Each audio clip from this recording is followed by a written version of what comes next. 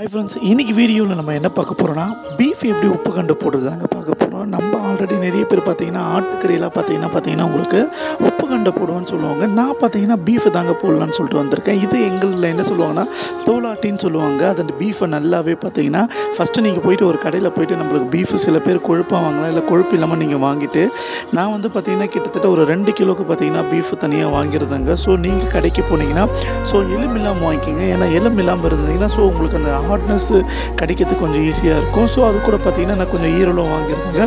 So இது வாங்கிட்டு நீங்கள் எதுவுமே பண்ண தேவையில்லைங்க. ஜஸ்ட்டு உப்பு மிளகாத்தூளை போட்டு நல்லா மிக்ஸ் பண்ணி கொஞ்சம் நான் ஒரு 1 or 2 hours நீங்கள் பார்த்தீங்கன்னா ஊற வச்சுட்டு நல்லா வெயிலில் காய வைக்கணுங்க. நல்லா வெயிலில் காய வைக்கணும். நான் பார்த்தீங்கன்னா இங்கே சென்னையில் காய வைக்க முடியல. ஊர்லலாம் பார்த்தீங்கன்னா நம்ம கயிறு கட்டி என்ன பண்ணுவாங்கன்னா காய வைப்பாங்க. இந்த இடத்துல பார்த்தீங்கன்னா வச்சிங்களேன், நான் எங்கள் வீட்டு மொட்டை மாடியிலே பார்த்தீங்கன்னா நல்லா ட்ரை பண்ணி காய போட்டேங்க.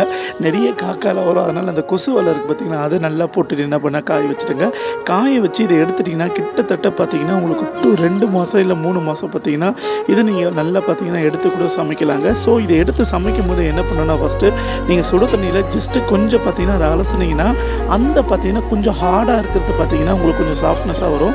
ஸோ நீங்கள் இது நல்லா காஞ்சிட்டு ஒரு பாட்டில் எடுத்து வச்சுட்டு அப்புறமா சமைக்க போகிறீங்க அப்படின்னா ஃபஸ்ட்டு நல்லா சுட தண்ணியில் நீங்கள் அதை நல்லா ஊற வச்சுருங்க. ஊற வச்சிட்டிங்கன்னா கொஞ்சம் நார்மல் சாஃப்ட்னஸ் வந்துடும். அதுக்கப்புறமா நீங்கள் கடாயில் எண்ணெய் ஊற்றி ஜஸ்ட்டு மிளகாத்தூள் உப்பு இது மட்டும் போட்டு நீங்கள் ஃப்ரை பண்ணலாங்க. ஸோ அதே போல் நானும் என்ன பண்ணுறேன், கடையில் எண்ணெய் ஊற்றிட்டு நார்மலாக இது பார்த்தீங்கன்னா நீங்கள் இந்த பீஃபை பார்த்தீங்கன்னா உங்களுக்கு ஃப்ரை பண்ணுறாங்க. ஸோ உங்களுக்கு இந்த மாதிரி சாப்பிட்டிங்கன்னா டேஸ்ட் எப்படி இருக்குன்னு கரெக்டாகவும் சொல்லுங்கள். இதில் நீங்கள் ப்ரிப்பரேஷன் ஒன்றுமே இல்லைங்க, ரொம்ப ஈஸி தான். எண்ணெய் உப்பு சப்போஸ் பார்த்தீங்கன்னா கருவேப்பிலை பூண்டு இதை மட்டும் என்ன பண்ணுவோம்னா நம்ம ஆட் பண்ணுவோம். நல்லா கொஞ்சம் ஃப்ரை பண்ணுங்கள். ஏன்னா இதை அப்படியே நீங்கள் ஃப்ரை பண்ணிங்க அப்படின்னா உங்களுக்கு என்ன ஆகும் அப்படின்னா கொஞ்சம் ஹார்டாக இருக்கும். அதனால தான் நீங்கள் சுடு தண்ணியில் இதை என்ன பண்ணுங்கள், நீங்கள் போட்டுட்டு நீங்கள் எடுத்திங்கன்னா அந்த ஹார்ட்னஸ் இருக்காது, கொஞ்சம் சாஃப்ட்னஸாக உங்களுக்கு இருக்கும். ஸோ அதுக்கப்புறமா இந்த வெங்காயம் தேவையில்லை,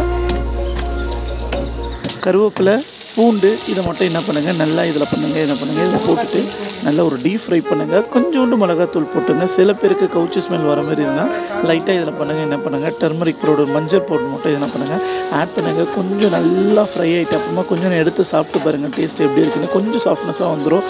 இது நல்லா பார்க்க நம்ம டெம்ட் ஆகிடுச்சுங்க. உண்மையாக சொல்கிறேன், இந்த மாதிரி யாரெல்லாம் சாப்பிட்டதுலையோ மறக்காமல் ட்ரை பண்ணி பாருங்கள். நாங்கள் இதை ஊரில் என்ன பண்ணுவோம்னா நல்லா வெயிலில் காய வச்சுது அடுப்பில் அப்போல்லாம் செய்வாங்க. அப்போ என்ன பண்ணுவோம்னா ஜஸ்ட்டு அடுப்பில் எடுத்து இதை போட்டுருவாங்க. அடுப்புலேருந்து எடுத்துகிட்டு ஜஸ்ட்டு தட்டி நம்ம பழுதோ இல்லை கஞ்சோ அது கூட சேர்த்து சாப்பிடுவாங்க. இந்த மாதிரி சாப்பிட்டு பாருங்கள், டேஸ்ட்டு உண்மையாக சொல்கிறேன் செம்ம சூப்பராக இருக்கும். ட்ரை பண்ணி பார்த்துட்டு எப்படி இருக்குன்னு சொல்லுங்கள், மறக்காமல் கமெண்ட்டில் சொல்லுங்கள். இந்த மாதிரி யாராவது சாப்பிட்டது உங்களுக்கு எக்ஸ்பீரியன்ஸ் இருந்தாலும் மறக்காமல் கமெண்ட்டில் சொல்லுங்கள். லைக் பண்ணுங்கள், ஷேர் பண்ணுங்கள், சப்ஸ்கிரைப் பண்ணுங்கள். Bye bye, Tata.